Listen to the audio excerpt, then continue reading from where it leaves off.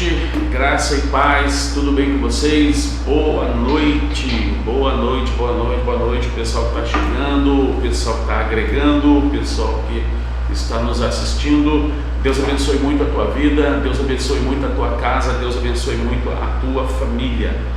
Bom, querido, hoje eu tenho uma notícia para dar para vocês. Hoje nós estamos dando início a duas aulas em uma. Deixa eu resumir para vocês, deixa eu explicar para vocês como vai acontecer.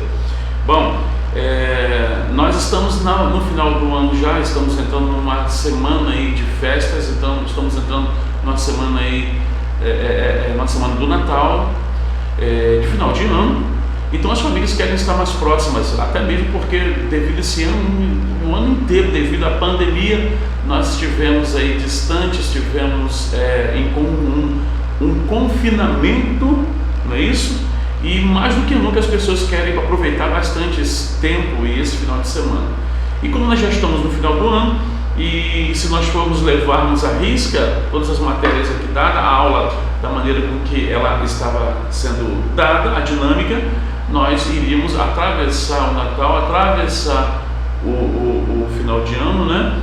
O final de ano, e íamos iniciar então em janeiro. O que eu estou fazendo então? O que eu decidi fazer então? Eu vou resumir as duas matérias que faltam em uma aula, ok? Então nós vamos estar dando as duas matérias em uma aula só. Então, se passar um pouquinho o horário, por favor, não murmure, não reclame, não questione, agradeça a Deus. Nós estamos no mês do agradecimento.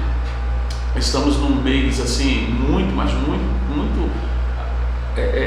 importante para todos nós aprendermos a reconhecermos tudo que o Senhor tem feito por nós, apesar de tudo que aconteceu, apesar de toda a dificuldade, apesar, né, da enfermidade, nós estamos de pé.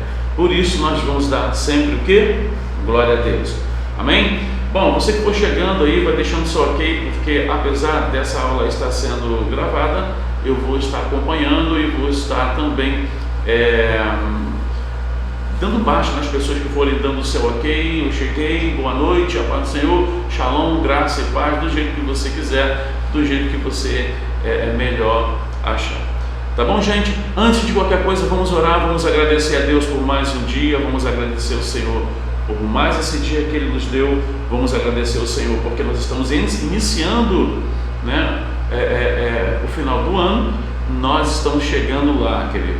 Glória a Deus.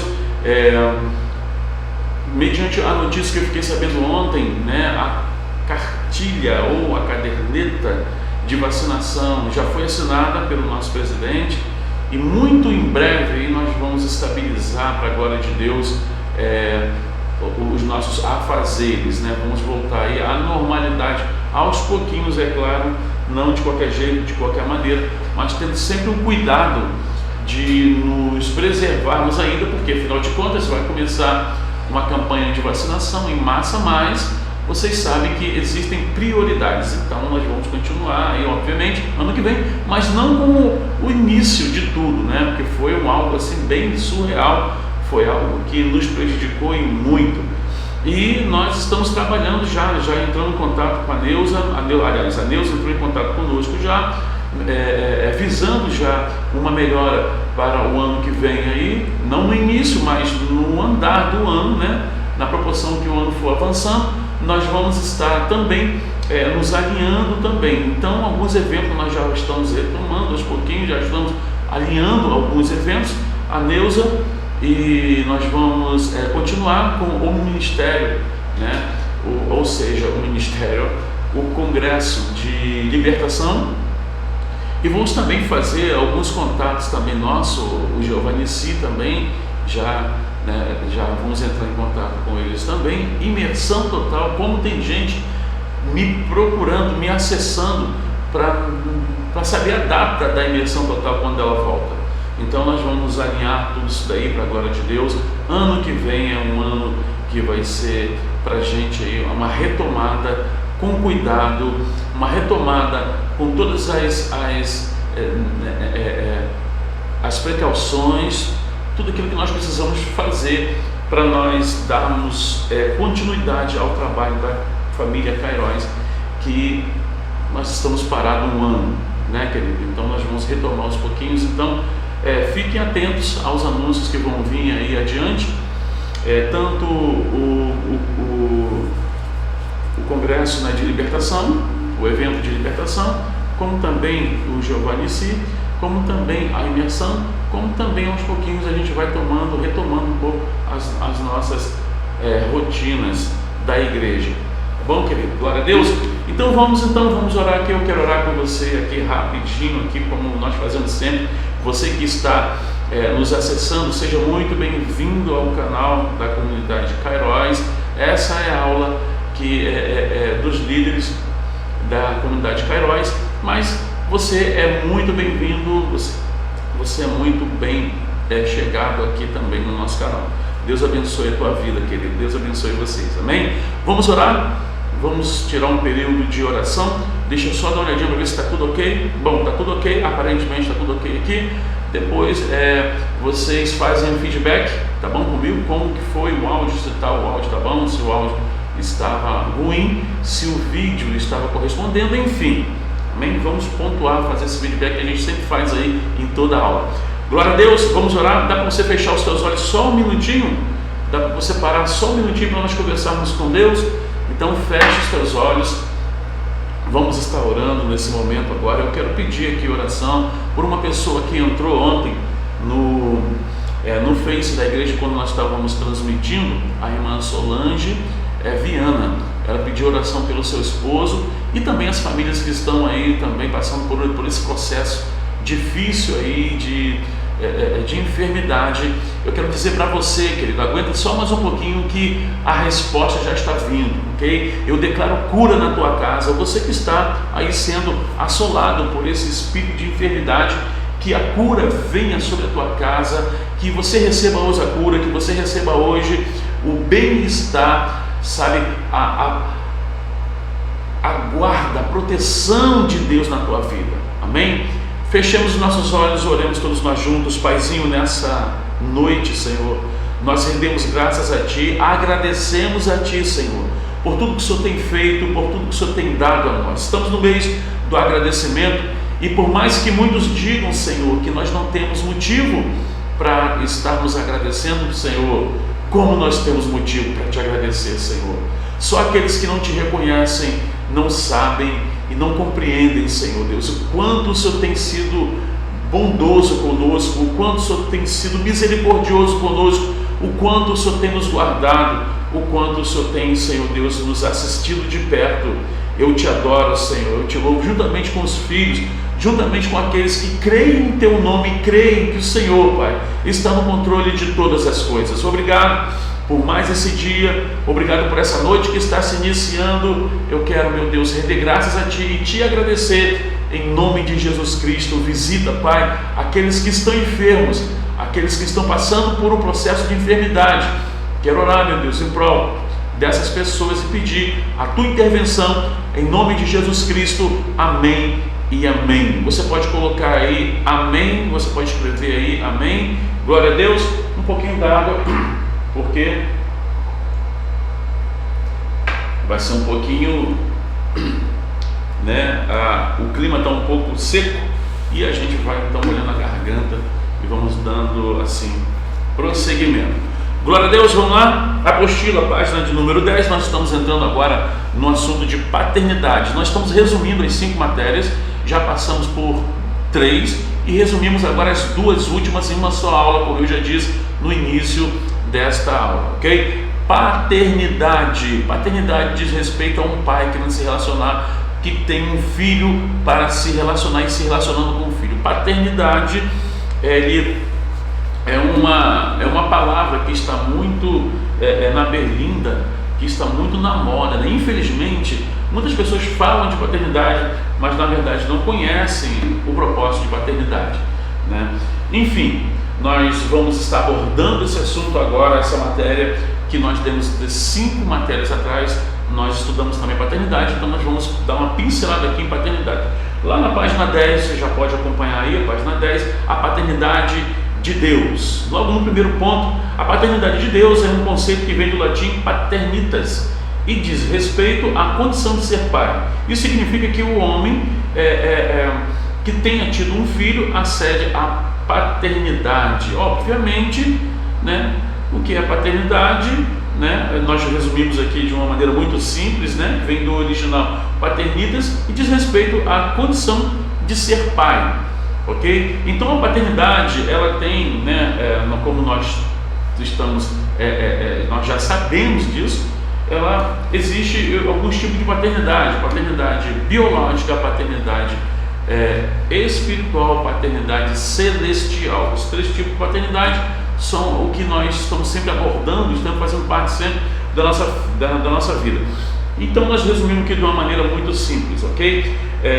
E tem um versículo lá em Hebreus capítulo 8, versículo 15, que diz o seguinte: porque não recebeste o espírito de escravidão para viverdes outra vez atemorizados, mas recebeste o espírito de adoção, baseado no qual clamamos Abba Pai. Esse é o espírito de adoção que está sempre inserido na igreja, tentando explicar, tentando trazer conhecimento, tentando convencer as pessoas que elas não são um mero membro da igreja, que elas não são simplesmente uma pessoa para preencher um banco ou estar entrando na rotina, né, das denominações. Não, esse espírito de adoção está constantemente nas igrejas, tentando, ou seja, convencendo aqueles que abrem o coração e clamam, assim como a palavra de Deus diz aqui em Hebreus 8, Abba Pai, certo? Então esse espírito de adoção, mais uma vez eu quero repetir, ele está inserido na igreja que prega o filho,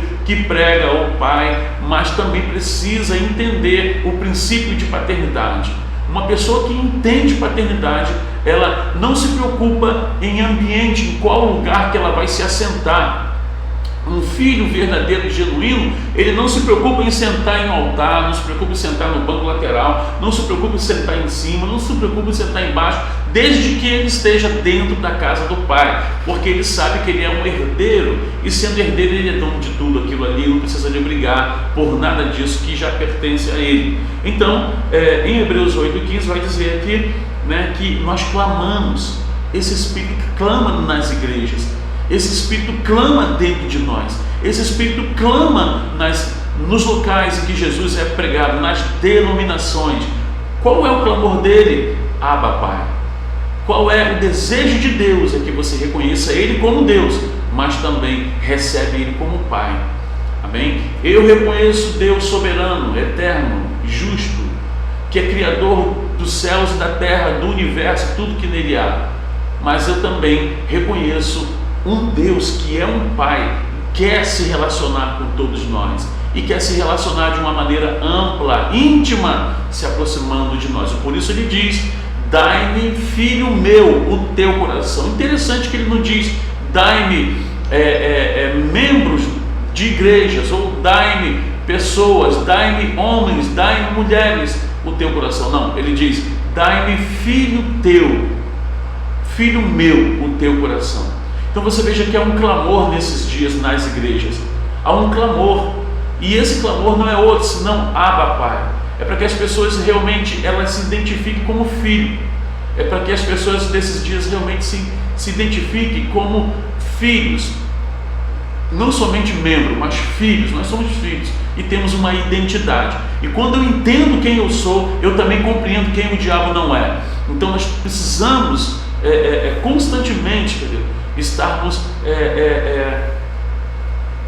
com os nossos ouvidos sensíveis para ouvir esse clamor, Abba Pai, certo? Então que nós possamos pedir a Deus, pedir ao Espírito de adoção que venha desobstruir a nossa audição, para que nós possamos estar atentos ao que o Espírito está clamando nesses dias, que é Abba Pai, ou seja, fazer com que você entenda que você é filho. Conhecer o coração paterno de Deus é ver o Criador como um Pai, é reconhecer o seu real amor por nós, é valorizar a nossa eleição como filhos, tá? Deixa eu só fazer uma breve comentário aqui. Deixa eu só baixar aqui, gente, um minutinho, porque senão vai tocar aqui e vai atrapalhar todos nós. Ok? Então vamos lá. Conhecer o coração paterno de Deus é ver o Criador como Pai, como eu acabei de falar aqui agora. Eu reconheço Ele como Criador, mas também eu recebo Ele como Pai. É reconhecer o seu real amor por nós, é valorizar a nossa eleição como filhos. São muitas as circunstâncias que levam pessoas a terem limitações diante de Deus, tais como um pai ausente ou de dura cerviz. Aqui são pessoas que têm dificuldade de reconhecer Deus como Pai, porque como eles tiveram um péssimo pai biológico, muitas das vezes o seu psicológico ele vai ter dificuldade em receber Deus como Pai. Muitas pessoas não conseguem ver Deus como Pai exatamente por causa disso, porque reconhece o Deus Criador, reconhece o Deus que é dono de todas as coisas, reconhece um Deus que fez todas as coisas, mas não reconhece um Pai. Olha, isso é muito perigoso, querido, porque nós temos que ver sempre os dois lados, as duas diretrizes que Jesus deixou para nós na cruz do Calvário, quando ele foi crucificado. Ele disse, Deus meu, por que me desamparaste? Mas quando ele vai entregar o teu Espírito, ele diz, Abba, Pai, em tuas mãos eu entrego o meu Espírito. Então Jesus Cristo reconheceu Deus como Criador de todas as coisas, e como o serviço sacerdotal dele, ele já havia concluído. Ele disse tetelestai, ou seja, está tudo consumado. Mas quando vai se relacionar, entregar o teu Espírito, ele diz, Pai, em tuas mãos eu entrego o meu Espírito. Veja que o Espírito está sendo entregue na mão do Pai, não está sendo entregue na mão de um Deus que pode todas as coisas, que criou todas as coisas. Porque quando se fala em relacionamento, eu não posso ver simplesmente um Deus como um Deus que quer me dar coisas. Não. Quando falamos em nível de relacionamento, não tem como, né? É um pai querendo se relacionar com o filho, é um filho desejoso em relacionar com seu pai. Então eu entendo, querido, tem muitas pessoas que têm dificuldade em reconhecer Deus como pai, porque tiveram um pai biológico que não foi exemplo para ele, foi castigado, foi incompreendido, foi rejeitado. Mas existe um outro pai, o pai celestial, que jamais se esquece de você, como está escrito em Isaías. Ainda que um pai e uma mãe venham se esquecer de você, eu jamais me esquecerei de você. Ou seja, ainda que ninguém venha exercer paternidade sobre você, uma paternidade biológica, muitas das vezes também uma paternidade espiritual, a paternidade celestial, ela não falha, ok? Os nossos pais erram, eles não são perfeitos, e muitos pais erram pois não receberam o amor paterno, e por isso não sabem amar, não conseguem transmitir nenhum sentimento aos seus filhos. O que faz gerar uma independência doentia, identificando assim pessoas com dificuldades de se relacionar, principalmente com Deus, e de reconhecê-lo como Pai. O que faz com que a pessoa tenha uma dificuldade de reconhecer Deus como Pai e muitas das vezes também exercer uma paternidade doentia, excessiva? Isso também é prejudicial. Quando eu não ponho limite para o meu filho, também não ponho limite para mim também, e vejo o meu filho como prioridade total, aí sim também nós estamos cometendo um erro muito grave. Abraão, quando Deus testou a fé do pai, Abraão, você sabe que Abraão, ele sempre foi desejoso de ter o teu filho, nasceu Isaac, e Deus pediu a ele Isaac, mas na verdade Deus não queria Isaac, Deus queria Abraão, porque Abraão, ele estava se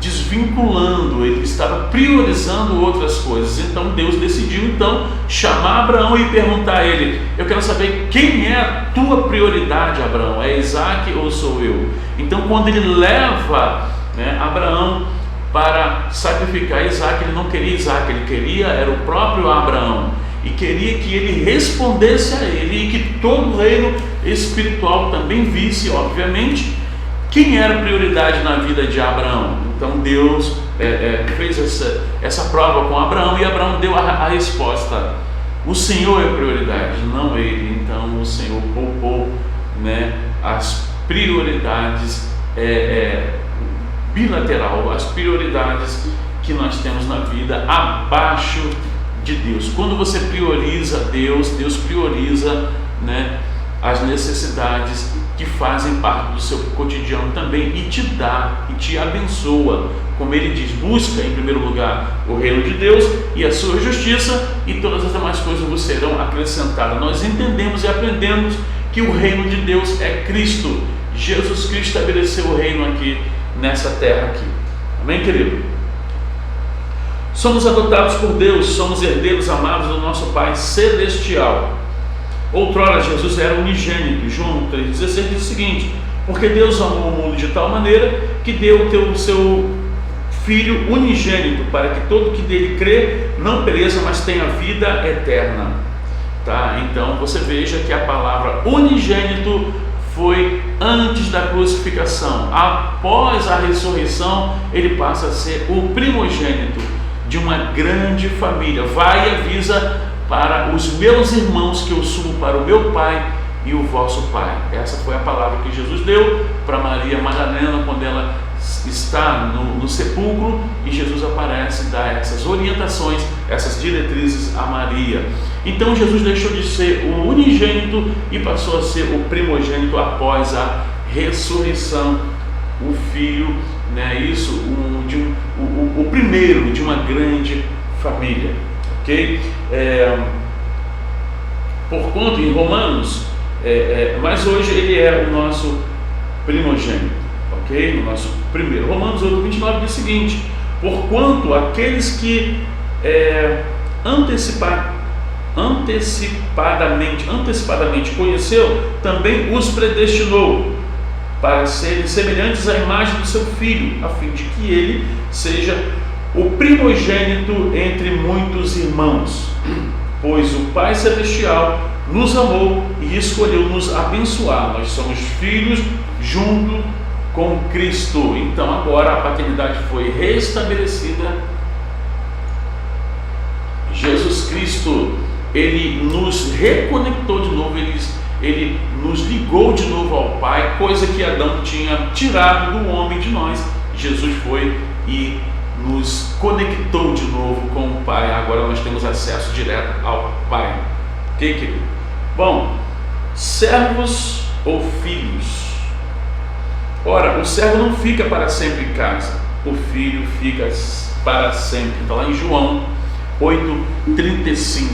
Postura de servo, exemplo, pessoas que trabalham por recompensa. Postura de filhos, pessoas que trabalham por herança. Por isso ela não se preocupa em receber, porque ela sabe quem vai dar a ela, quem vai gratificar ela não é o homem, mas é Deus. Então essa postura de servo e de filho diz respeito a uma postura dentro das igrejas, ok? Então existe uma grande diferença do servo para o filho. O servo faz para o homem porque ele quer uma recompensa do homem. O filho faz para Deus porque ele já é proprietário de uma grande herança. Então o filho não precisa aparecer. O filho está fazendo sempre em off. O filho está fazendo porque ele sabe que o pai, os olhos do pai estão em todos os lugares, não somente dentro da igreja. A presença de Deus está na igreja, porque tem adoradores na igreja, mas os olhos de Deus estão em todos os lugares, contemplando justos e injustos, contemplando filhos e servos. Postura de filho, ele não se preocupa com o que as pessoas falam, eles se preocupam com o que Deus, o Pai deles, fala. O filho, ele está diretamente conectado ao Pai. Se as pessoas dizem que você não é e o Pai diz que você é, ponto final, eu fico com a resposta do Pai. Se as pessoas dizem que você não vai chegar a lugar nenhum, mas o Pai fala que você vai chegar, então eu fico com a palavra do Pai. Infelizmente, hoje em dia, as pessoas ouvem mais o que o próximo, terceiros dizem, do que o que Pai está falando, o Pai está sempre aconselhando, o Pai está sempre direcionando, o Pai está sempre colocando limites, o Pai está sempre protegendo, mas não são todos que conseguem ver essa atuação do Pai dentro das igrejas. Por quê? Porque não são filhos, são servos. Existe uma grande diferença.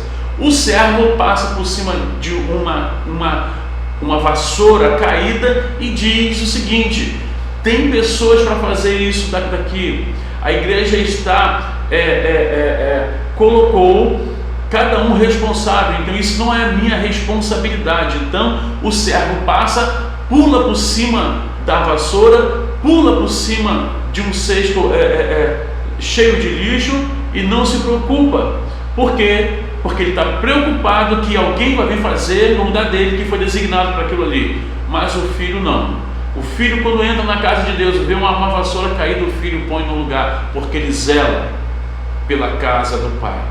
O filho, quando ele entra na igreja e vê a lixeira cheia de lixo, botando pelo ladrão, caindo, ele vai se preocupar e ele vai trocar, ele vai limpar, porque ele preza pela casa do Pai. Ele tem prazer em ver a casa do Pai arrumada, adornada, cheirosa e limpa, para que alguém que venha, alguém que está visitando a casa, alguém que ainda não é filho, veja que a casa do Pai, ela tem ordem, a casa do Pai, ela tem limpeza, a casa do Pai, ela tem decência também, ok? Então essa é a diferença entre o servo e o filho. O filho, quando vê algo fora do lugar, o filho tem o prazer de pegar e colocar aquilo que está fora do lugar, porque ele preza pela casa do Pai. Já o servo não, isso não é da minha ossada, isso não é serviço meu, isso não é para eu fazer. Eu pegar gasolina, não, eu não fui designado para isso. Eu passar pano, eu ir botar copo no banheiro, não, isso não foi, porque tem pessoas para fazer isso. Eu já estou num patamar um pouco mais adiantado, querido, isso é postura de servo, não é postura de filho. O filho faz com prazer, o filho tem prazer em estar agradando o Pai, ok? Então, servos ou filhos, todos nós precisamos entender mais uma vez, servos ou filhos, todos nós precisamos entender quem estamos nos tornando na casa do Pai. Uns são apenas servos, estão ali apenas por serviço e apenas por recompensa. Já os filhos estão porque amam o Pai e, além de ser os filhos, ficam para sempre, além de ser filhos, ficam para sempre em casa, e o servo não. O filho se torna herdeiro de tudo aquilo que é de seu pai. Filhos têm intimidade com o pai, ele sabe, ele participa, aprende com o pai. Um senhor pode até se agradar de um servo, mas ao filho é dados os segredos do reino de Deus. Então, um patrão é uma coisa, né? Um pai é outra coisa diferente, querido. Seja sincero. Existe uma diferença de você trabalhar para o seu patrão e você trabalhar para o teu pai que te ama, que guarda você, que te dá tudo, que sempre te deu tudo, que sempre te presenteou. É uma diferença muito grande você trabalhar para um patrão e trabalhar para um pai. Quando eu estou trabalhando para o meu pai, eu tenho prazer naquilo que eu faço.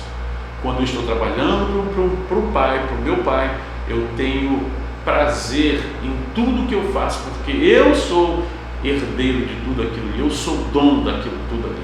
E nós temos que olhar com essa visão. Amém? Glória a Deus. Vamos adiante aqui, página 11. Vira aí para a página 11.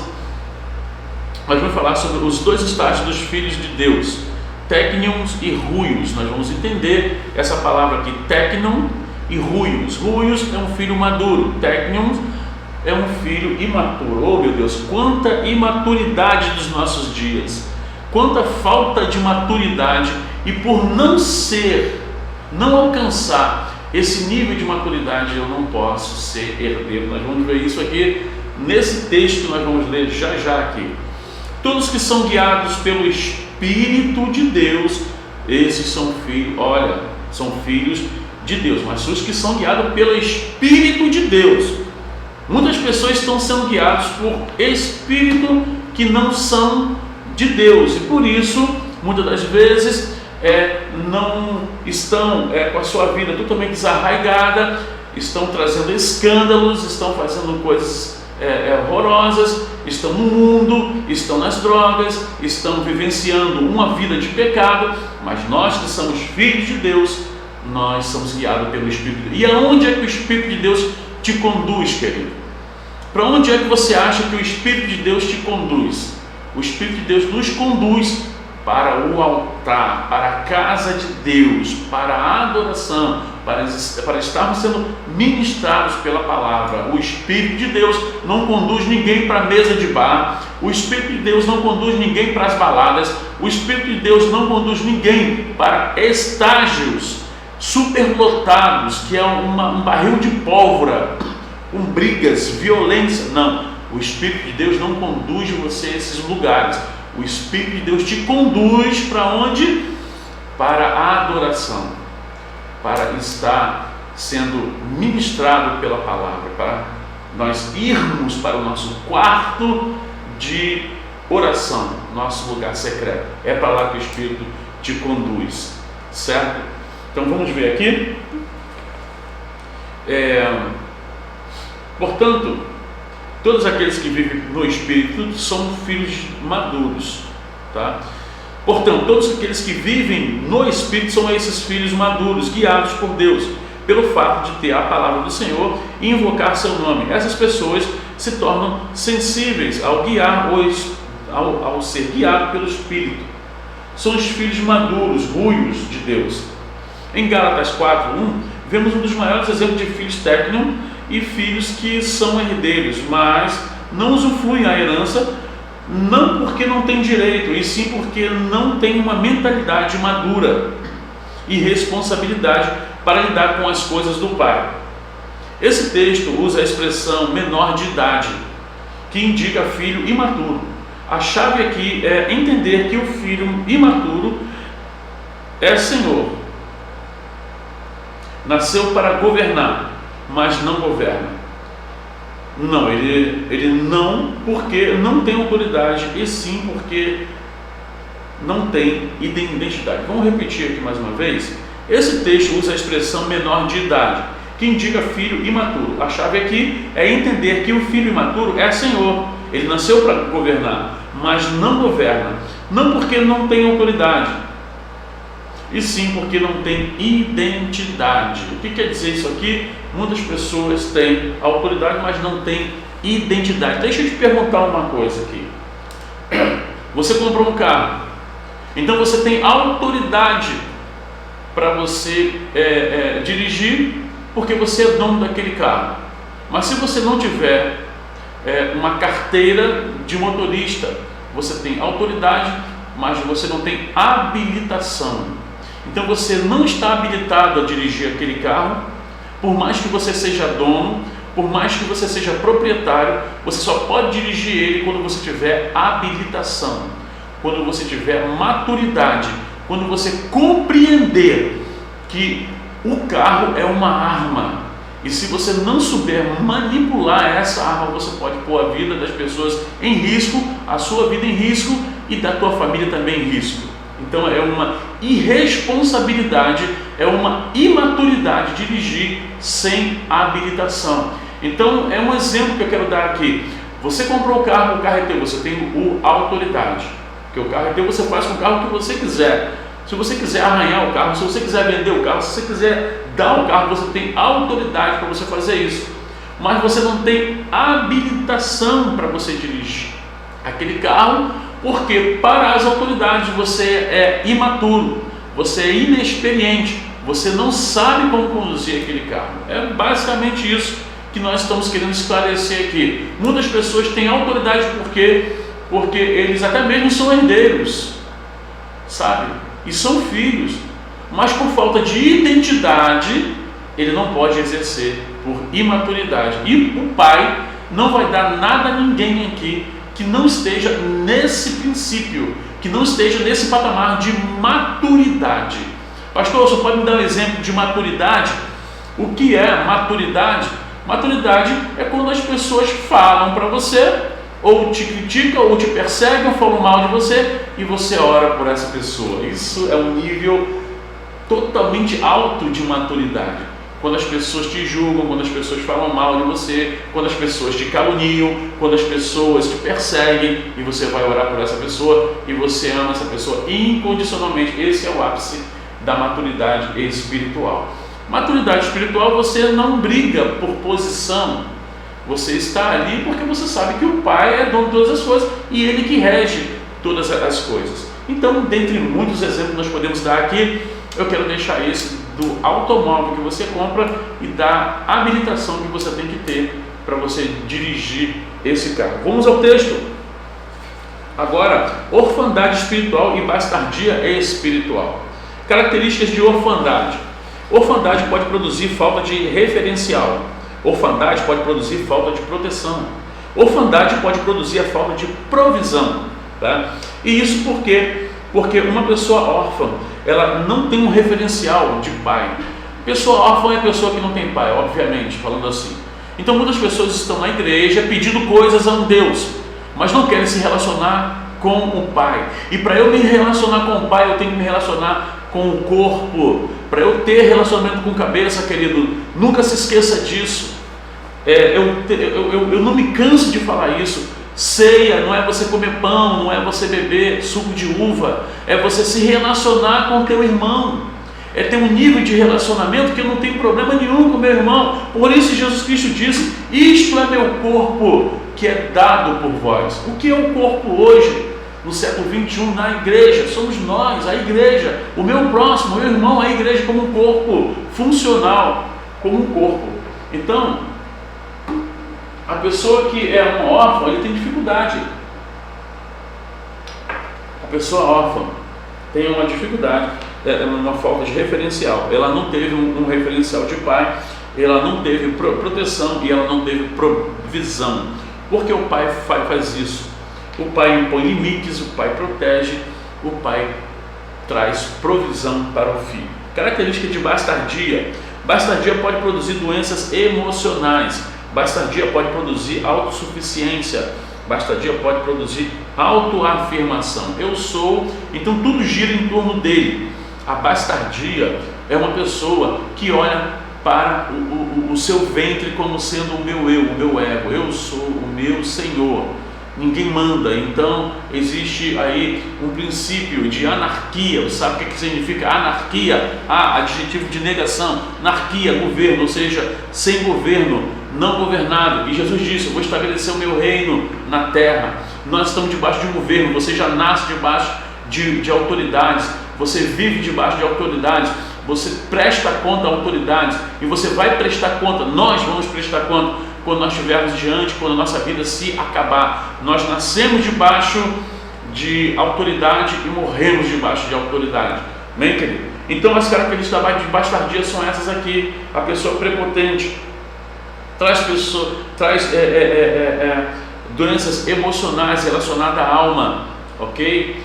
Então traz uma autossuficiência, uma prepotência e uma autoafirmação, tá bom? Paternidade espiritual, 1 Timóteo 1:2. Timóteo, meu verdadeiro filho na fé, graça, misericórdia e paz da parte de Deus Pai e de Cristo, nosso Senhor Jesus Cristo. Tá? A paternidade, quer seja espiritual ou biológica, trata-se de uma responsabilidade confiada por Deus a cada um de nós. Cada indivíduo possui uma história singular. Cada figura de autoridade pode vir dos pais, pastores, discipuladores ou amigos que zelem por suas almas. Porém, o que deve ser respeitado é o tempo de todas as coisas. Ok? Então, obviamente que nós separamos 3 tipos de paternidade que são cruciais na nossa vida: biológica, espiritual, celestial. Mas existe outros tipos de paternidade que nós não colocamos aqui. Por exemplo, um discipulador, ele está sendo um pai espiritual para você. Uma pessoa que te envia para a imersão, ele foi um pai espiritual que ele investiu na sua vida espiritual. Uma pessoa que discipula você é um pai que está discipulando, um pai discipulador. Então, um pai a nível de cuidado, a nível de ensino, a nível de limites, a nível de conselho, ok? Bom, A maioria das igrejas não sabe dizer ao certo quem é seu pai espiritual, ou seja, não tem uma referência de paternidade espiritual. Ter uma paternidade espiritual é ter alguém que, pela graça do Senhor, é chamado para ministrar a igreja. A paternidade extrai o potencial da igreja pela unção apostólica, treinando e auxiliando a liderança no desenvolvimento de seu chamado. A paternidade é alguém que transfere riquezas espirituais para a vida de liderança. Esse é o pai espiritual. Ele não se abstém nos ensinos, ele tem o prazer de ensinar, ele tem o prazer de estar ensinando o teu filho, tem o prazer de ver o seu filho crescer também, tá? E ir mais além. Muitas igrejas aí, hoje em dia, infelizmente, nós temos visto isso, né? Muitas pessoas não conseguem ir além, porque ele não tem um pai espiritual na igreja, ele tem um líder que o controla, um líder que funciona como uma espécie de um ditador, um líder que funciona como alguém que não vai deixar ele crescer, porque se ele crescer, ele ameaça o seu império, um imperador, melhor dizendo, né? Que no caso, ele necessita que os mais fracos o levantem. No caso da paternidade não é assim, ok, querido? Então, nós temos essa orientação. Muitas igrejas, infelizmente, não sabem o que é isso, porque impõem regras de homens, melhor dizendo assim, ok? Não bíblicas, mas de homens, tá?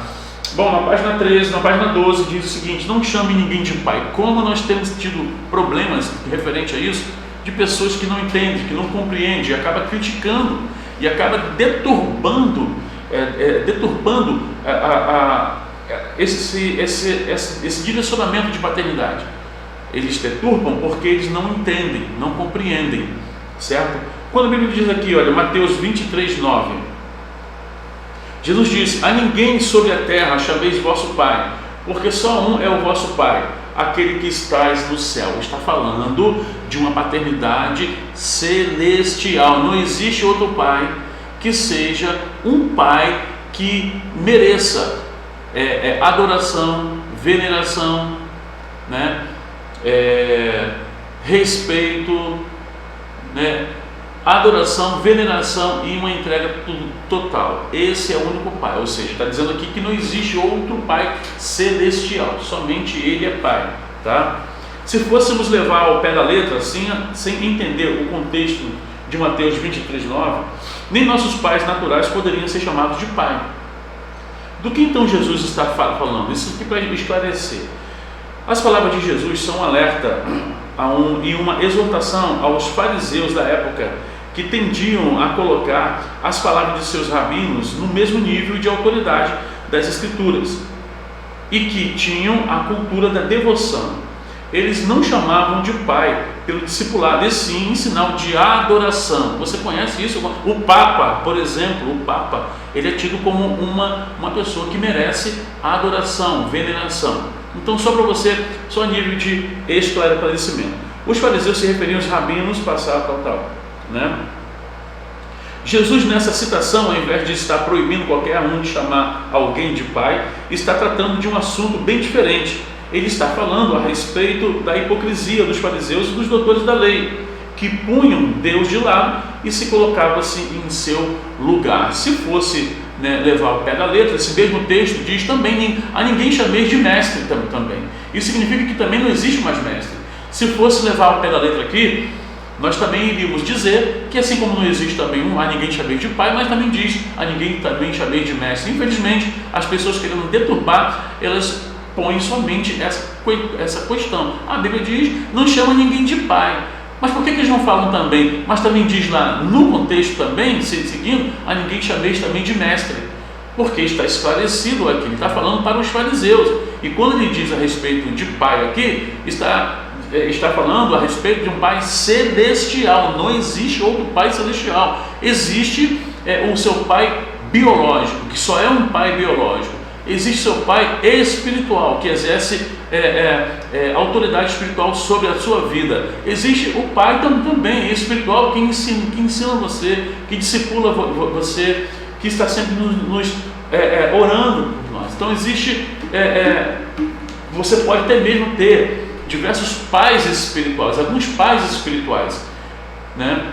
E um pai biológico no que se refere, né, ao seu DNA, mas no que se refere ao Pai Celestial é somente um, não tem outro, ok, querido? Então é isso que ele está querendo dizer aqui. Não é você chamar a outra pessoa de pai espiritual, nada disso não, tá? Diz respeito ao Pai Celestial, tá? Então nós vamos fazer agora uma comparação entre o paternismo, o paternalismo e a paternidade. O paternalismo são filhos enriquecem os pais. Na paternidade, o pai entesoura um tesouro aos seus filhos. No paternalismo, o pai não confia em seu ensino. O pai não confia, né, em seu ensino. Na paternidade, o pai prepara o filho para viver o propósito. No paternalismo, o pai precisa ser honrado.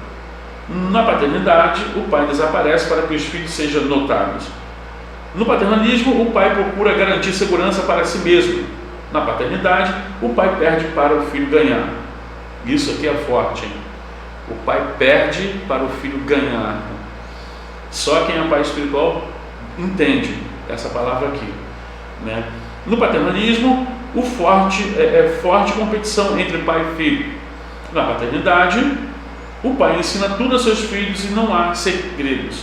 No paternalismo, o pai tem cartas na manga, não revela tudo. Já ouviu isso em algum lugar? Em algum lugar que a pessoa está ensinando, mas não vai ensinar tudo, vai ensinar só o que é a metade do que ela sabe? Pois bem, na paternidade, o pai leva os filhos a experimentar riscos para crescerem como águia. Mais uma vez, o paternalismo apela para as atitudes protetoras para disfarçar autoritarismo. Na paternidade, o pai espera que os filhos sejam bem-sucedidos. Aqui está a diferença entre paternalismo e paternidade. Pastor, o que é paternalismo? É uma falsa paternidade. É uma pessoa que tem autoridade, mas não tem respeito. Você respeitar alguém somente na tua presença não é respeito, é medo. Mas quando você respeita alguém na sua ausência, aí sim, é consideração, é respeito, é acatar realmente a autoridade daquela pessoa. Então aqui está uma grande diferença, querido, entre paternalismo e paternidade, para nós resumirmos, tá? Paternalismo é uma falsa paternidade e a paternidade é algo que o pai exerce e passa para o seu filho. Nós temos aqui uma ilustração que vai nos explicar melhor o que significa paternalismo e paternidade. Você vê ali, ó, o paternalismo, você que não tem apostila, né? Deixa eu aqui, olha, nessa ilustração tem um bloco com uma série de pessoas puxando esse bloco, e em cima desse bloco de concreto tem um pai que está dando ordem e direcionando, né, a direção. Isso daqui é o paternalismo. E na ilustração de baixo tem o mesmo bloco com as mesmas pessoas carregando e o pai tomando a frente, o pai indo à frente, puxando. Interessante essa colocação aqui, interessante essa ilustração, ok? Bom, vamos pular aqui, nós estamos para página 12, né, 11, vamos para a página, deixa eu achar aqui, 12 não, vamos para a página 13, deixa eu colocar aqui, página 13, nós vamos entrar na outra matéria agora, que como eu já disse, nós estamos resumindo as duas em uma, tá? Nós vamos entrar em paracletologia, ou seja, doutrina do Espírito Santo. Essa aqui nós vamos resumir de uma forma mais rápida, porque acabou de ser assunto agora, nesses dias agora, nós vamos dar continuidade e você precisa ficar atento, porque nós vamos abordar em ângulos diferentes também, ok? Então na página 13 está falando sobre paracletologia, a doutrina do Espírito Santo. Paracleto diz respeito a advogado, logia e estudo advogado, estudo do Espírito Santo, que vem como um advogado, ok? E eu enviarei um outro consolador. Paracleto também consolador, amém? Paracletologia é uma palavra formada por duas palavras gregas, paracletos, que significa ajudador, consolador, advogado, e logia, que significa estudo, doutrina. A paracletologia estuda de uma forma sistemática tudo o que se refere ao Espírito Santo, chamado por Jesus de Consolador. A paracletologia também é conhecida como a pneumatologia, sopro, vento. Aqui eu já expliquei que quando você estuda o Espírito Santo no Antigo Testamento, você vai estudar pneumatologia, certo? Quando você estuda o Espírito Santo no Novo Testamento, você vai estudar paracletologia. Por que pneumatologia e paracletologia? No Novo Testamento ele é o nosso advogado, o nosso ajudador, aquele que nos assiste.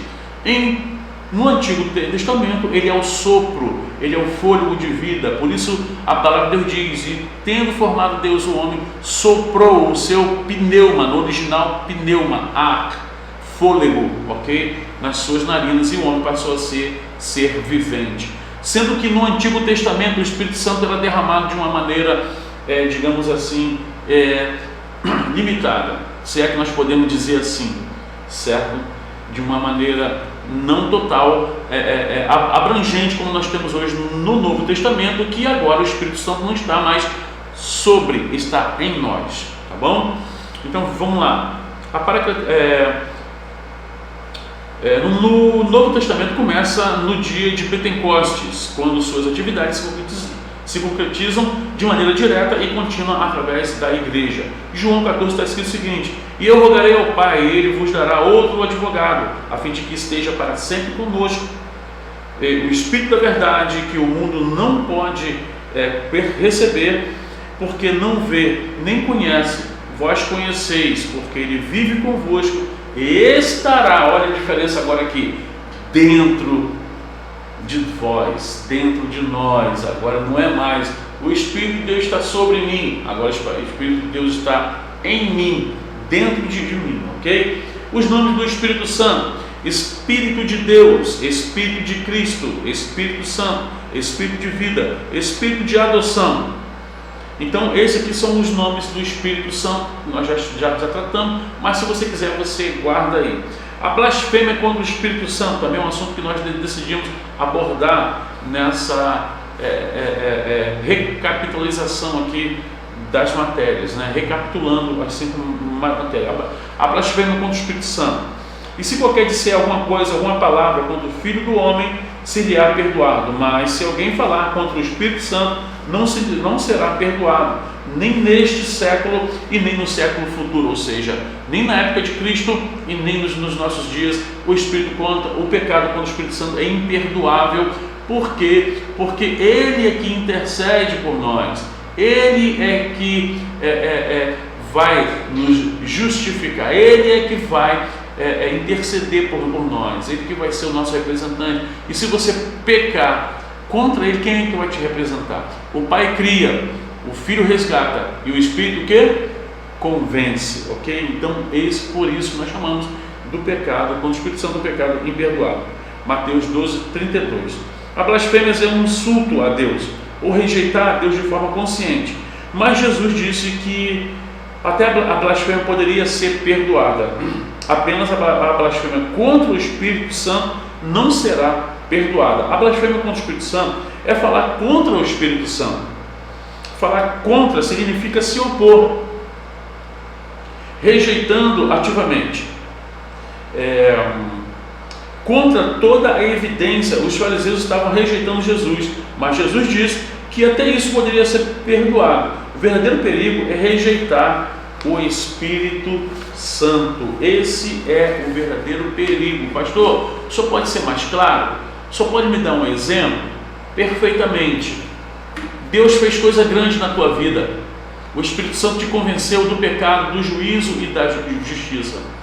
De repente, alguém influencia você através das más conversações que corrompem os bons costumes. Então alguém diz para você e convence você que isso não foi nada, que isso foi balela, isso foi história da carochinha.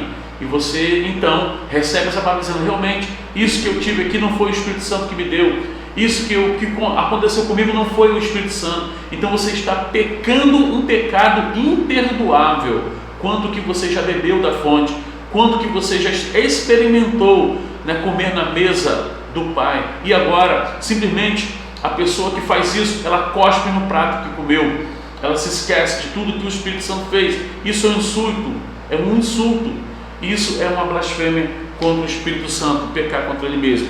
Vamos passar para nós terminarmos já a aula, que já estamos terminando essa aula, que está um pouquinho mais longa, porque são duas em uma, ok? Duas matérias em uma. Os símbolos do Espírito Santo. Não se esqueça que nós entramos agora em paracletologia, estudando paternidade, e agora estamos resumindo paracletologia. Os símbolos do Espírito Santo. Os símbolos do Espírito Santo representam a ação do Espírito Santo dos vários ministérios que exerce em favor do povo de Deus. Exemplo, o vento, aspas, e havendo dito isto, soprou sobre eles e disse-lhes, recebeis o Espírito Santo, lá em João 20, versículo 22, tá? A palavra hebraica, ruach, pode significar sopro, espírito ou vento, e é empregada paralela com neplesh, né? O significado básico de neplesh é ser vivente, ou seja, tudo que tem fôlego. Por isso que a Bíblia diz, tudo que tem fôlego louva ao Senhor, tá? Outra palavra aqui, outro símbolo aqui, o selo, o qual também vos selou e deu o penhor do Espírito em nossos corações. Está no 2 Coríntios, capítulo 1, versículo 22. Um selo é usado para afirmar propriedade. A presença do Espírito Santo na vida de um cristão é a prova de que Jesus pertence, de que o cristão pertence a Deus. Paulo está colocando aqui um exemplo que eles selavam com seu anel. Uma pessoa requisitada, uma pessoa bem sucedida da sociedade, ele tinha um anel. Esse anel era a sua assinatura, era o seu selo. Então, quando ele ia comprar, exemplo, uma mercadoria, ele selava com o seu anel. Eles pegavam uma espécie de uma massa, colocava sobre aquele móvel ou aquele objeto. Então, com o seu anel, que era o único, ele selava, ele marcava aquela propriedade sendo dele. Então, quando ele ia comprar no mercado, o vendedor, ele colocava o local ali do selo, então ele selava, essa mercadoria é minha, está selado, aquela mercadoria é minha, aquele produto também é meu, está selado. E logo mais ele pedia para que o teu servo fosse buscar a mercadoria. O servo vinha com uma cópia do seu anel. Então, com a cópia, certo? Ele comparava e dizia, essa aqui é do meu senhor, essa aqui é do meu patrão, essa aqui é do meu senhor, esse aqui também é do meu senhor. Pegava toda aquela mercadoria comprada e levava então para a casa do seu patrão, do seu senhor, ok? A mesma coisa Jesus também fez conosco, não a nível de mercadoria, mas a nível de filhos, a nível de propriedade exclusiva de Deus, sacerdócio santo. Ele nos selou com o Espírito Santo. Você tem uma marca, querido. Você tem uma marca, e os lugares que você acessa, às vezes, inapropriado, o reino do Espírito, ele vê essa marca em você. E muitas das vezes, muitas pessoas que foram seladas com essa marca, frequentam centros espíritas, terreiros, e muitas das vezes, chegando lá, é dado um sinal. E às vezes ele fala, olha, fulano, ele não é para estar em nós. Ele não é para estar aqui conosco, porque ele tem a marca, ele tem uma... Como isso já aconteceu na vida de muitas pessoas, tem acontecido. Pena que muitos não entendem, não compreendem e não se apropriam dessa marca que Jesus diz. Você tem uma marca, que você foi marcado, você foi selado no altar. Nós somos propriedade exclusiva de Cristo. Você é propriedade exclusiva de Cristo. Como? De que jeito que as pessoas vão saber disso? Como que o reino vai saber disso? Através do selo do Espírito Santo que está sobre a tua vida.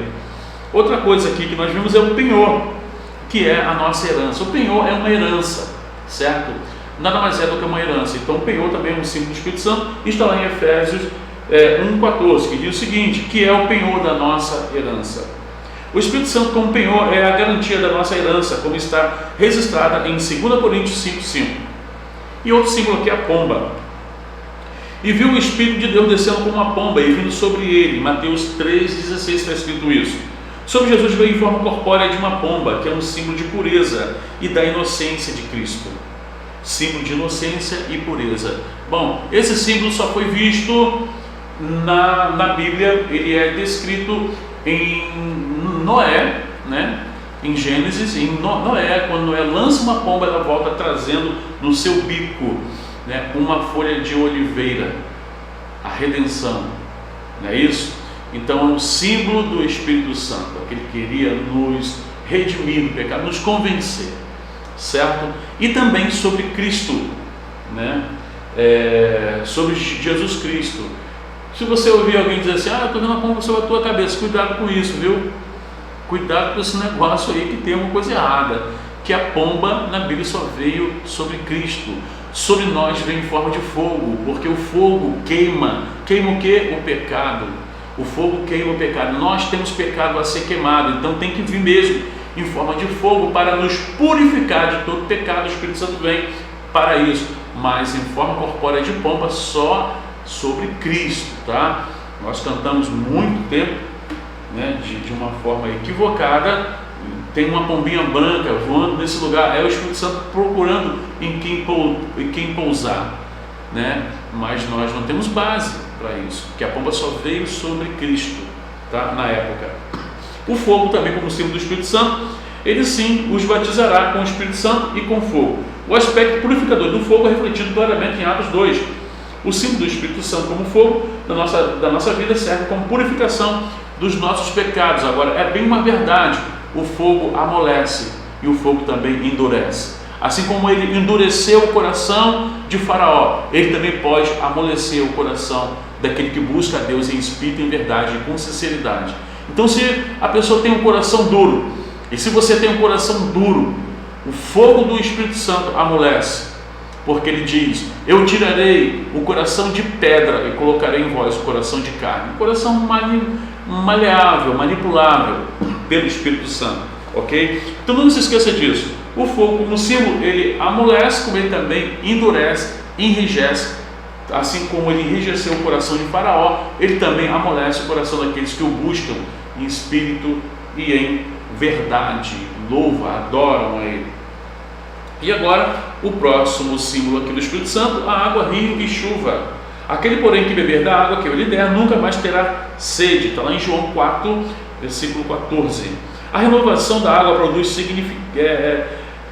mais uma vez, a renovação da água produz e significa a operação do Espírito Santo na vida de um homem, produzindo a regeneração e a vivificação, certo?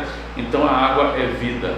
Se você não sabe, 70% do teu corpo é composto de água e apenas 30% é feito de ossos, ok? A terra, 70% da terra é feito água e 30% de terra firme, ok? Aqui você tem aí uma reflexão, tá? A necessidade. Você consegue ficar 10 dias, 15 dias sem comer nada, mas você não consegue ficar alguns dias sem beber água. Isso significa que o que flui dentro de nós é um rio de água viva, que sem ela também nós morremos, sem ela também nós ficamos aquém da vida, aquém, né, dos desejos carnais. Por isso que quando alguém for diante de você, querido, e buscar água, que saia água, que tenha água realmente para dar, que não seja lama, mas seja água do Espírito Santo. É bem uma verdade que muitas das vezes as pessoas vão buscar água, mas o que encontram é lama. Puxa, e só vem lama. Isso é amargura, isso é ódio, isso é rancor, isso são desejos carnais que os homens permitem, né, que a fonte se seque. Agora, o rio pode se secar, por isso ele diz que quem crê em mim, do seu interior fluirão rios de água viva, porque o rio pode se secar, mas a fonte é inesgotável, a fonte nunca vai se secar. E quem é a fonte? Jesus Cristo. Ele é a fonte e nós somos o rio que refletimos e que nós vamos na fonte e bebemos nela. Logo, nós somos o rio, mas que esse rio venha a ser funcional constantemente na tua vida. Óleo como símbolo também. Estejam prontos para servir e conservem as suas candeias acesas. Está lá em Lucas 12, 35. Tá, ok? Está falando sobre óleo como símbolo do Espírito Santo. O óleo de oliveira, azeite, foi um artigo de grande importância na Palestina, sendo usado como comida, remédio, iluminação e unção. É um símbolo constante do Espírito Santo, tanto no Antigo Testamento quanto no Novo Testamento. O óleo era a base de tudo na vida deles. Eles usavam para cosméticos, eles usavam para remédio, põe um remédio na minha dor, eles usavam como cosmético também para poder abrilhantar o rosto, eles usavam como perfume, perfumava o óleo para poder usar também, né, isso, e usava como alimento e usava também como combustível para poder colocar nas lamparinas. Então o óleo ou o azeite era sim primordial na vida dessas pessoas na época de Cristo, ok? Vamos à nossa última página, agora, página 15. Nós vamos falar sobre os dons do Espírito Santo para nós encerrarmos aqui, ok? Agora nós já estamos caminhando para encerrar nossa última página aqui.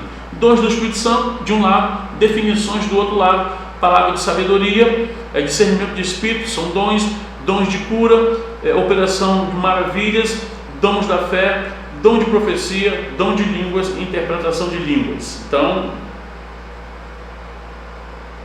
Então você tem aqui da sua direita à sua esquerda os dons do Espírito Santo e da sua esquerda aqui as definições de cada uma. Nós estudamos isso, tá? Nós falamos sobre isso. E eu quero me basear aqui, para nós finalizarmos, nos frutos do Espírito, tá? Os frutos do Espírito, querido, eu falei e quero repetir mais uma vez aqui. Todo crente tem que dar fruto. E, biblicamente falando, base bíblica, o crente ele começa a produzir frutos de qualidade aos 3 anos de convertido. Muitas pessoas falam: eu sou novo convertido. Quanto tempo você tem de igreja? Eu tenho 10 anos, sou novo, porque ainda não tenho entendido algumas coisas ainda, eu ainda não tenho, é porque não está produzindo fruto, querido. Todo crente tem que produzir fruto. Pastor, qual é a base que eu tenho nisso? Jesus nos deixou uma parábola de que havia uma figueira plantada junto da videira. Uma figueira é um pé, é uma árvore de figo, uma árvore que produz figo. A videira é que produz uva. Então você veja uma plantação rasteira e de repente nasce uma plantação, né, com árvore, né? E de repente ela começa, está ali no meio da videira, mas não produz nada. Então o dono da terra, o dono de todas as coisas, olhou para o viticultor e disse: por que aquela árvore está fazendo ali? Por que ela está ali? Por que ela está ali e não está produzindo frutos? Então a ordem que veio do proprietário arranca ela, corta ela, porque ela está improdutiva, ou seja, ela não está produzindo frutos. E aí o viticultor entra em cena, que está aqui simbolizando o Espírito Santo, e diz o seguinte para o proprietário: vamos dar mais 3 anos para ela. Vamos dar 3 anos. Se ela não der fruto, o senhor pode arrancar. Mas se ela produzir frutos, vamos cuidar dela, vamos podar ela, para que ela dê mais frutos ainda. Aí sim a gente vai preservar ela. O que essa parábola está querendo dizer? Que na vida cristã, no reino de Deus, nós temos que dar frutos, querido. E a pergunta é: você tem dado frutos? E se tem dado fruto, que tipo de fruto você está produzindo? E para quem você está produzindo? Também nós cometemos erros quando nós damos fruto e queremos produzir frutos para homens. E a Bíblia diz que tudo quanto você fizer, faça para Deus, não para o homem. Porque Deus que em secreto vê, Deus em secreto te recompensará. Então nunca produza frutos para o homem, produza frutos para Deus, no Senhor, no oculto, no secreto, quando ninguém está te vendo, quando ninguém está te observando, quando ninguém está na frente do computador, somente você e Deus. Dê bons frutos. E aqui estão os frutos que nós, como crentes, como cristãos, temos que dar. O amor é que vai puxar todos esses, que é o vínculo da perfeição. O amor, ele está no ápice, está no topo desses dons aqui, que é o amor. 1 Coríntios 13, 6 a 7. O amor é a base para todas as virtudes. Depois vem a alegria. A alegria diz respeito a contentamento. Quero repetir de novo mais uma vez. Muitas pessoas não compreenderam, muitas pessoas não entenderam. O diabo não pode impedir, eu, pastor Zé, estou falando isso, o diabo não pode impedir de você conquistar. Por que você conquista? Porque Jesus conquistou por você. A Bíblia diz que em Cristo nós somos mais que vitoriosos, sabe? E Ele nos fez, né? Nos deu toda a vitória, está em Cristo. Logo, se você está em Cristo, você é um vitorioso. E Ele nos abençoou com toda sorte de bênçãos espirituais nas áreas celestiais. O inimigo sabe que ele não pode impedir da tua vitória ser alcançada. Ele sabe que ele não pode impedir de você ser um vitorioso, mas ele pode roubar, furtar e tirar a tua alegria, o teu contentamento, ou seja, a tua celebração. E se tem uma coisa que entristece Deus, é quando Ele te dá uma vitória e você não celebra. É quando Ele te dá uma conquista e você não celebra. Lembra da parábola da dracma perdida? O que ela fez? O que aquela mulher que representa a igreja fez quando ela encontrou a dracma perdida? Ela disse: vou reunir as minhas amigas, vou reunir os meus amigos e vou me alegrar com ela, e vou dizer para eles: vinde, se alegrem comigo, se contentem, entre na minha satisfação de contentamento, porque eu encontrei a minha dracma perdida. Ou seja, Deus me agraciou, Deus me abençoou, então eu estou alegre. Grandes coisas tem feito Deus por nós, por isso estamos alegres. Agora você imagina, Deus te dá uma grande vitória e você simplesmente ter isso como um mero acaso. Ganhei aqui uma coisa, eu tive um livramento ali, glória a Deus por isso, né? Tive um livramento, Deus na minha vida, né? Mas não celebra, não, querido. Não, celebra a cada dia, celebra a cada manhã, celebra a cada irmão que Deus está colocando do teu lado para você cuidar, celebra a tua família, celebra o teu casamento, celebra o teu ministério, celebra a tua casa espiritual, celebra quem exerce, sabe, a autoridade. Se alegre por isso, se alegre porque você tem tudo. Nós somos felizes e não sabíamos, querido. Nós somos felizes e não sabíamos. Então celebre, não deixe o diabo roubar de você, sabe, a celebração. A Bíblia diz que o coração alegre aformoseia o rosto. Então, a alegria do Senhor é a nossa força. Então celebre no Senhor a tua conquista, a tua vitória. A alegria, paz que ninguém pode tirar de você, a paz interna.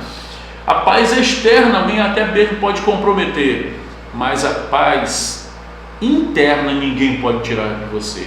Eu tenho paz aqui dentro. Aqui fora eu posso ter guerra, mas aqui dentro eu tenho paz. Aqui fora eu posso ter decepção, mas aqui dentro está tudo resolvido. Aqui fora eu posso ter muitas frustrações, mas aqui dentro não, aqui dentro eu tenho paz. Tenham paz uns com os outros, tenham paz convosco mesmo, diz a palavra. Se possível for, tenham paz com todos. E a Bíblia diz também: tenham paz convosco mesmo, certo? Essa paz ninguém pode tirar, mas muitas das vezes as lutas tentam nos tirar o sossego e a paz. Longanimidade é você ter dificuldade em você sair da graça, é as pessoas falarem mal de você, mas você é longânimo, né? Você é longânimo. Não importa o que as pessoas dizem de mim, né? O que importa é que Deus está falando de mim. Isso sim é a prioridade. Benignidade é você ser bom em todas as suas atitudes, porque Deus é bom o tempo todo Deus é bom. Bondade, né? É que nós somos bons. Benignidade é para com você, com o teu próximo. Bondade é para com todos. Fidelidade, fiel, né? A pessoa que tem fidelidade é uma pessoa que reconhece né? É uma pessoa que está sempre pronta a agradecer. Mansidão é aquela pessoa mansa, é aquela pessoa que ela tem o espírito de brandura, o Espírito Santo rege nela, o Espírito Santo habita nela, então ele é manso, né? E o domínio próprio, como nós falamos aqui, é a capacidade de uma pessoa conter-se a si mesmo, o autocontrole, você se controlar. Glória a Deus. Ficamos aqui então com a nossa aula. Deus abençoe muito a tua vida.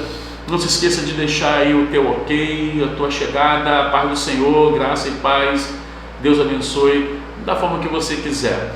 Nós fechamos com chave de ouro, né, o nosso estudo com frutos do Espírito Santo, querido. E se tem uma coisa que muitos não estão produzindo nesses dias, é frutos do Espírito Santo. E outra coisa, nós temos que produzir frutos para Deus, porque nós entendemos e aprendemos que os dons, o dom, a palavra dom é o presente. Presente de quem? De Deus para o homem. E o fruto? Do homem para Deus. Então Deus requer também algo da tua vida. Deus requer que você seja uma árvore frutífera, uma árvore frondosa, uma árvore que dê bons frutos. Glória a Deus. Eu já disse que, né, nós estamos dando uma pausa aqui com as nossas aulas. Vamos retomar no ano que vem, mais precisamente no término de janeiro ou no início de fevereiro. Nós vamos dar início então às nossas aulas, e nós vamos estar renovando, nós vamos estar fazendo aqui algumas modificações. Eu quero interagir mais, eu quero fazer isso aqui uma sala de aula mesmo. A dona Alessandra vai assim meio que ficar assim comigo, mas eu estou pensando algumas coisas aqui, modificar algumas coisas aqui, e vai ser muito gratificante, que eu vou também querer ter aqui comigo sempre um convidado para nos ajudar a brilhantar o nosso estudo, a brilhantar a nossa aula. E como eu disse também, nós estamos saindo aí de uma fase muito difícil de confinamento, e ano que vem, para a glória de Deus, nós estamos voltando à normalidade. Já estamos fechando com a Deusa, estamos providenciando já, né, fechar também ano que vem, estando tudo normalizado, tá, gente? Eu quero deixar isso aqui. O pastor vai fazer quando tudo estiver normalizado, e eu creio que isso vai acontecer, porque eu tenho fé, assim como você tem fé, muitos têm fé, que a partir do ano que vem as coisas já vão começar a melhorar, tá bom? Então fica aqui esse aviso para todos vocês da casa. Eu quero agradecer a todos que estão levando esse estudo a sério. Quero agradecer a todos, louvar a Deus pela tua vida, você que leva esse estudo a sério, você que faz as provas, você que se importa, você que se preocupa com as coisas de Deus também, você que estuda as coisas de Deus, procura crescer na graça, no conhecimento. Eu quero louvar a Deus pela tua vida, você que se empenhou, você que sabe, estudou, você que não pegou a apostila e simplesmente jogou no canto e chutou as provas, né? Eu quero louvar a Deus, e eu quero dizer uma coisa para você: você vai ser recompensado. Deus vai recompensar. Baseado em quê, pastor? O senhor tem a nos dizer isso? Porque no Senhor o nosso trabalho não é vão, né? Nós, quando estudamos de forma secular, nós não medimos esforços. Nós acordamos às 5 horas da manhã, nós nos sacrificamos, mas quando nós vamos estudar para Deus, é uma dificuldade, é um desânimo, é um esquecimento, é um desprezo, sabe, com as coisas de Deus, e nós não podemos ser assim, querido. Nós temos que priorizar a palavra de Deus, e tudo que nós ensinamos aqui não é outra senão a palavra de Deus.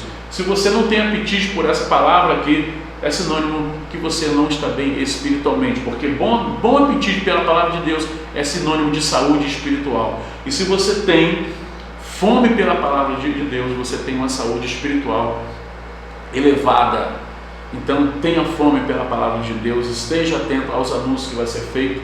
Nós vamos acessar esse canal aqui, eu vou acessar esse canal aqui para trazer algumas novidades, algo que vai acontecer, que está acontecendo na comunidade de Cairóis.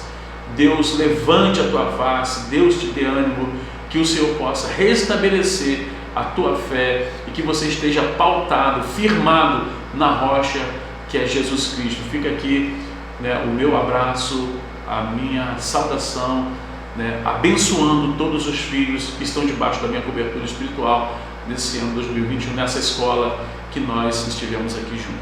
Ok, querido?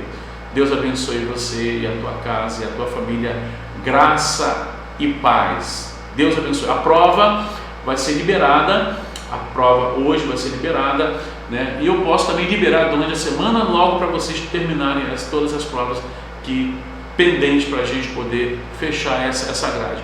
Aos que não fizeram a prova de paracletologia, né? E eu entendo por muitas coisas, também entendo que muitos puderam e não quiseram fazer, mas eu liberei todas elas, estão todas elas liberadas. Você que tem pendência na matéria de paracletologia, estão todas elas liberadas, você faz para que nós venhamos a fechar essa grade, tanto paracletologia como as 5 matérias, tá bom?